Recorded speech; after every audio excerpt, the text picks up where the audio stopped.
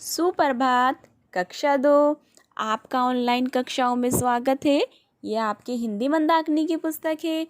इस पुस्तक के अध्याय नंबर 3 जिसका नाम है अनोखा साइबर कैफ़े। आज हम इस अध्याय को पढ़ेंगे। मैं पढ़ना प्रारंभ करती हूँ। आप अपनी बुक को खोलें और अध्याय नंबर 3 पर पढ़ना प्रारंभ करें। चीकू सियार नंदन वन में सबसे धनी सियार माना जाता था। सियार एक जानवर होता है, उसका नाम है चीकू। चीकू सियार नंदन वन, नंदन वन यहाँ पर क्या है? वन का नाम है। जंगल का नाम क्या है? नंदन वन। सबसे धनी सियार माना जाता था, यानी कि वो सियार सब में बहुत अमीर था। पिछले 10 वर्षों से उसे कोई चुनौती नहीं दे पा रहा था, इसलिए वह घमंडी हो गया था। यानी कि पिछले 10 वर्षों से कोई भी उसे हरा नहीं पा रहा था। इधर पिछले महीने मन्नू बंदर ने एक साइबर कैफ़े खोला था। बंदर का नाम मन्नू है। उसने क्या करा था? पिछले ही महीने साइबर कैफ़े खोला था। वह खूब चल निकला था, यानी कि उसका जो साइबर कैफ़े था वो बहुत अच्छे से चल रहा था। साइबर कैफ़े एक इंस्टीट्यूशन की तरह खोला जाता है जहाँ पे बहुत सारे आप कंप्यूटर सिस्टम्स को ऑपरेट करते हो, यानी कि आप अपना कोई भी वर्क कंप्यूटर की हेल्प से वहाँ जाके कर सकते हो अगर आपके घर पर कंप्यूटर नहीं है। मग्गो लोमड़ी, लोमड़ी का क्या नाम है बच्चों? मग्गो। मग्गो लोमड़ी, चिंकी गिलहरी, गिलहरी का नाम है चिंकी, टिंकू खरगोश, खरगोश का नाम है टिंकू, लल्लू भालू, भालू का नाम है लल्लू। उसके कैफ़े में घंटों बैठकर अपना समय बिताते थे।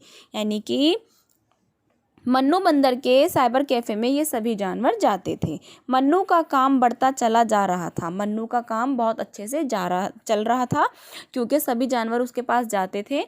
वो कंप्यूटर को, यानी कि उसको डेटा को यूज़ करते थे और वो उनसे उसके बदले पैसे लेता था। चीकू सियार उससे चिढ़ने लगा क्योंकि मन्नू बंदर का काम बहुत अच्छा चलने लगा। अब जो मन्नू बंदर है वो अमीर हो जाएगा।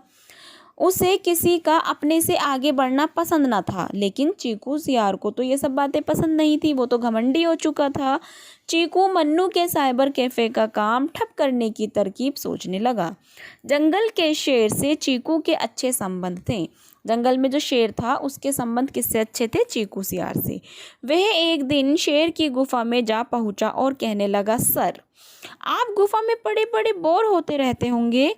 अब तो आप यहीं बैठे बैठे अपने दूर के रिश्तेदारों से बतिया सकते हैं, दूसरे जंगल के शेरों से बात भी कर सकते हैं। उनसे शिकार के नए नए तरीके पूछ सकते हैं। वह कैसे? शेर ने हैरानी से पूछा। सर, मन्नू बंदर के कैफ़े है ना, वहाँ कंप्यूटर पर आप यह सब कर सकते हैं। शेर ने इस नई बात को सुनकर हैरान हो गया। चीकू ने शेर को उकसाते हुए कहा, सर, आप एक बार वहाँ चलकर तो देखिए, आपको बड़ा मज़ा आएगा। ठीक है, अगर तुम जिद करते हो तो मैं वहाँ ज़रूर जाऊँगा, शेर बोला। चीकू यह सुनकर खुश हो गया। एक दिन शेर घूमता फिरता मन्नू के कैफ़े में पहुंच ही गया। मन्नू ने शेर का स्वागत किया। मन्नू ने शेर को कंप्यूटर चलाना सिखा दिया।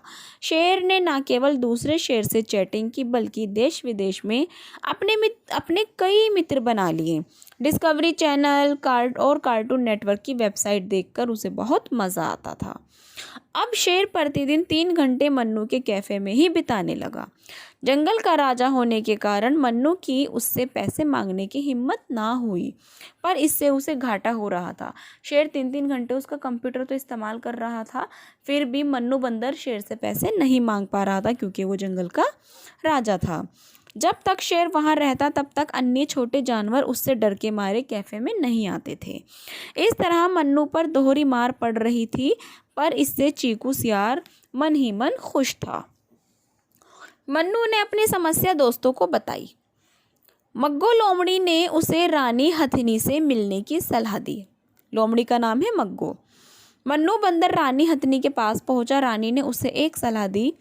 उसके बताए अनुसार साइबर कैफ़े के बाहर बोर्ड लगाया गया, इंटरनेट का प्रयोग करने के लिए कम से कम 2 लोग साथ आए। रानी हथिनी ने मन्नू बंदर को ये सलाह दी कि तुम्हें अपने साइबर कैफ़े के बाहर एक बोर्ड लगा देना है जिस पे तुम्हें ये लिखना है कि अगर आपको इंटरनेट का प्रयोग करना है तो कम से कम 2 लोग साथ आएं। इसे पढ़कर शेर सोच में पड़ गया कि वह अपने साथ किसे लाए। रास्ते में उसे चीकू सियार मिल गया। शेर ने उससे साथ चलने को कहा। चीकू मना नहीं कर सका। दोनों साइबर कैफ़े में जा पहुँचे।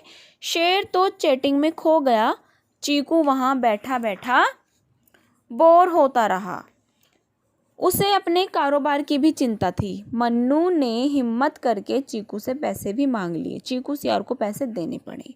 अब तो रोज़ का यह सिलसिला चल पड़ा। शेर चीकू को साथ लेकर जाता साइबर कैफ़े में। डेली उसको चीकू को अपने साथ लेके जाता था। चीकू को उसके साथ बैठना पड़ता और पैसे भी देने पड़ते थे। उसका अपना काम धंधा चौपट हो रहा था, पर वह चाहकर भी कुछ नहीं कर पा रहा था। वह बुरी तरह फंस चुका था।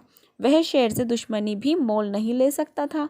उधर मन्नू का कैफ़े खूब लाभ कमा रहा था। उसने रानी हथनी को धन्यवाद दिया।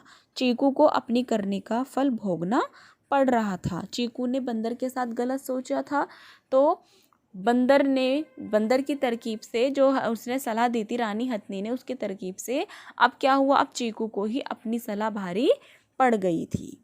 तो इस प्रकार बच्चों ये अध्याय आपका ख़त्म हुआ। अब आप इस पाठ को पुनः पढ़ लीजिए। धन्यवाद।